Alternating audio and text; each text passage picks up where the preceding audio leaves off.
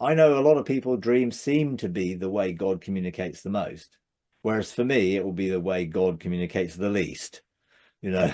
So I don't really have personal experience of having a lot of dreams. And for probably for years, I never remembered any dreams whatsoever. You know, just never remembered them. More recently, I've sort of, woken up and in the midst of a dream, and it was like, oh, that was interesting. Um, but never felt there was any real significance in it from God, that it was God speaking. I just woke up in the middle of it. And generally, if you wake up in the middle of the dream, it's there. And but if I don't think about it for 2 minutes, it's gone, and I don't remember any of it. You know, Yeah. um, it's just the way it is. But I would always take it back to God. That's always the best thing.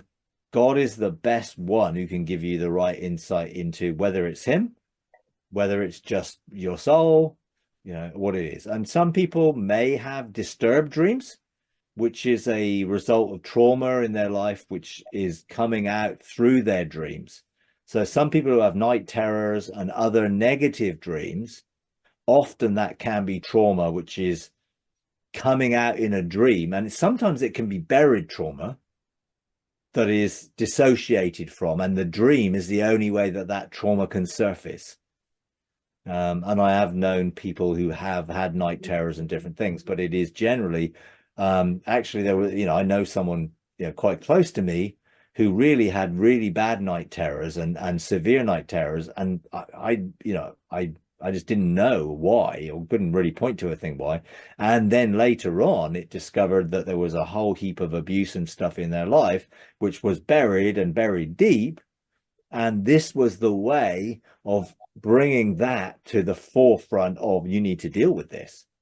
And that person didn't even remember what happened. But when they did, it was a huge thing to deal with in their lives, but it did bring a huge amount of change. But it only leaked out during this sort of night terrors and fear, because that was how it could bring the attention to there's something to deal with. And eventually they did deal with it. And the night terrors faded away.